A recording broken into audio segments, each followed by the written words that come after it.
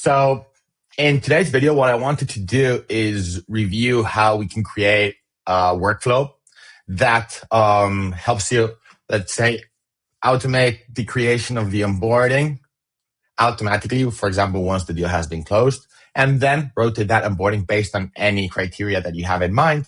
And finally, create a series of tasks. So we're going to create an onboarding system that our CSMs or our implementation managers are going to follow.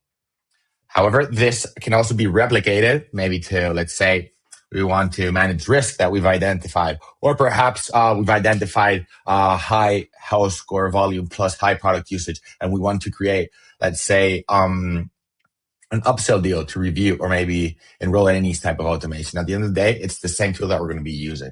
So we're going to go ahead into workflows. And first tip that I always recommend is create your workflow folders.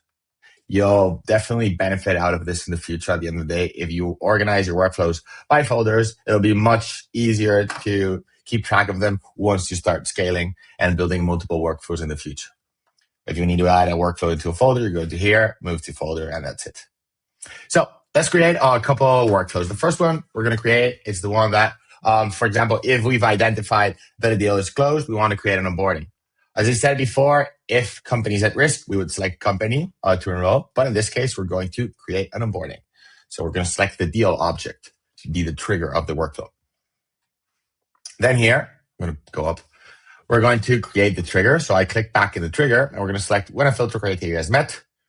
I'm going to go into property and I'm looking for the property closed won. So is closed won is true.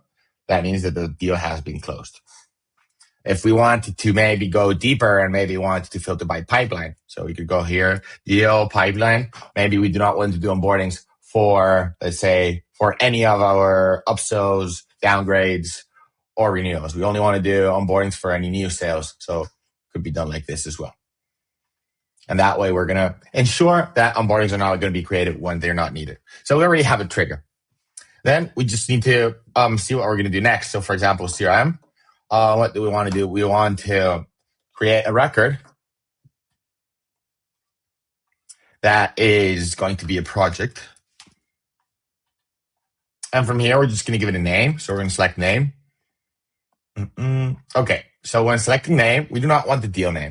So we want to select the company name. Here we can select our kind of variable data and we have recommended company. So if I click here, now I just look, it's going to get the company name. So we have company name, and now we're just going to put here onboarding. Now this basically is going to copy paste the name from the company associated to the deal. Then in pipeline, I'm going to set it into my onboarding pipeline. I'm going to give it a stage, so I'm planning.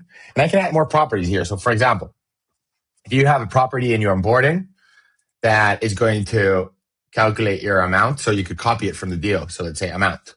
And I want to paste it into amount paid, for example. Let's say maybe I want to copy any other information from the deal. So maybe, I don't know, the county, maybe last activity date. So whatever property that you have in your deal, you will have the ability to copy paste it into another property in your projects. In this case, we're just going to keep it like this for simplicity. And then below, we need to associate. So automatically, this onboarding is going to be associated to the deal, but we want it to be associated, let's say, to the company and maybe to the contacts that were in the deal. So I'm going to go here, associate records. I want to associate it with all the contacts of the deal, and I want to associate it with the company. So I'm going to scroll down, and I have all the companies associated from the deal. And we could even go one step further. If we want, let's say, the emails that were spoken in the deal to be added into the workflow, but only the ones that were spoken, let's say, in the last 30 days, we can do that as well. So we're going to copy paste the activities. So whoever's opening the onboarding record is able to see the latest activities of the deals. And now I just save this. So now this is going to create an onboarding record automatically out of the deal workflow. The moment we turn on, this will already work. We click yes and go next.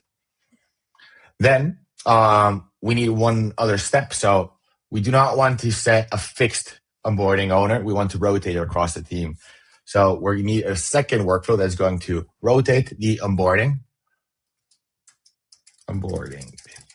So we need a second workflow that's going to rotate the onboarding to the team that we want based on the criteria. In my use case, the criteria is going to be the amount of the deal. But let's say it's a tier of customer. We could do that as well based on tiers, maybe on type of product that was sold. This all depends to the business and how you want to segment your onboardings. So we're going to go back. And now we're just going to go ahead and we're going to create a new workflow. And we're going to click on the trigger, skip trigger. We're going to select here project before we selected deal because we were triggering this based on a deal. Now the onboarding is already created. So we're triggering this based on an onboarding record, which is a project. So we're going to click here. Now this is triggering based on project. So for example, now we want to maybe trigger this when filter criteria is met, project properties. We could go into pipeline. So maybe we want to trigger it only for the pipeline stage. So is any of, and we want planning, but in the onboarding pipeline. As you see, I have multiple pipelines. So I got maybe this one in my onboarding pipeline before I selected the wrong pipeline, but whatever. For demo purposes, this will be enough. And then we want another criteria is basically that the onboarding does not have an owner. So we go into owner is unknown. So basically, if we have an onboarding that is new and it doesn't have an owner, we want to assign an owner to it and then create tasks. So here, what we're going to do is we're going to create our criteria first. So what is going to divide the assignment of the owner and the tasks? So here we could go into branch and their logic, high revenue. And if you want to make it more visible, I always recommend adding emojis because it makes it easier to see when after you've built the workflow. And we want project properties, amount paid is, let's say, greater than $50,000. Okay. And then the rest, if none of this is met, it's going to be low revenue. I'll just put a sad face here. And now we save. So now we got our branches, high revenue, low revenue. As you see with emojis, it's easier to review this. So now we're going to go here and we're going to select what we want to happen. First of all, we want to rotate the owner of the project. So we're going to go ahead and we're going to look for rotate. Rotating, basically what it does, it's going to review, for example, a team, and it's going to select one owner per time. So it's going to assign it. The goal here is that nobody in the onboarding team is going to be, let's say, overcharged with too many onboardings. This action is going to rotate it so everybody has equally the same number of onboardings. So we could go here, we'd select the team. So let's say this is my senior team, and then here I want to rotate it to my junior team because they manage less revenue. Rotate record owner, teams. I'm just going to select this other random team. Okay, so now what we want is to start creating tasks. So here I could go ahead, CRM, create task, and then maybe introduce yourself. So I could potentially introduce yourself. So maybe introduction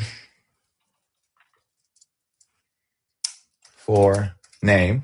And this is going to get the name of the project. So company name plus onboarding.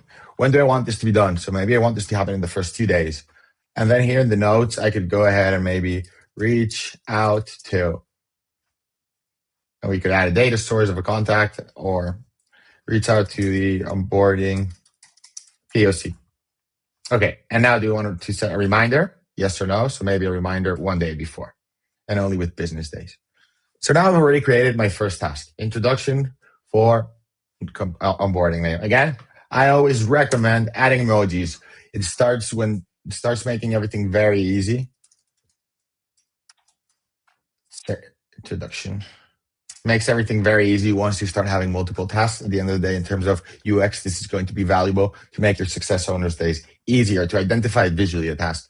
So introduction, then I'm just going to copy paste this one. I'm going to place it below.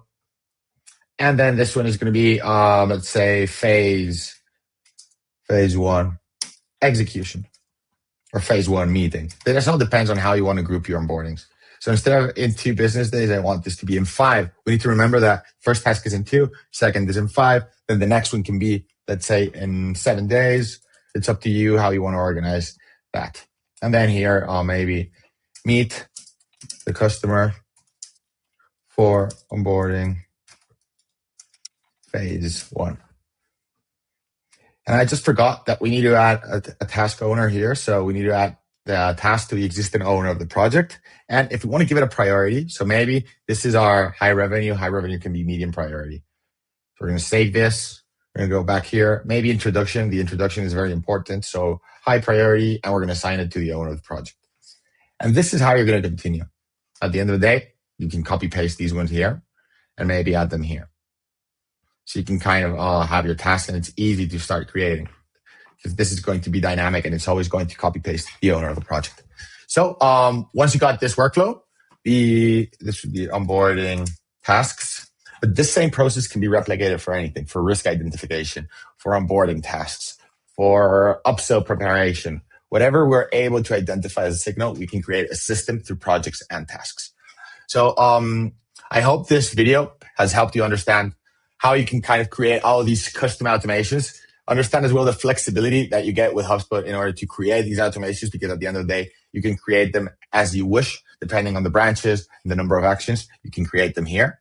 And then one last tip that I would introduce, if you want to make your filters for the future easier, I always recommend adding keywords here, like for example, high MRR, because then whenever you're building your success workspace, you can use these keywords. You can create views based on task name contains high MRR, and that's how you're going to make it super easy to filter your task, create custom views, or for example, maybe filter all your onboarding tasks because all of them are going to have the word onboarding based on the project. So that's just one simple tip that I've discovered after setting up the success workspace so many times.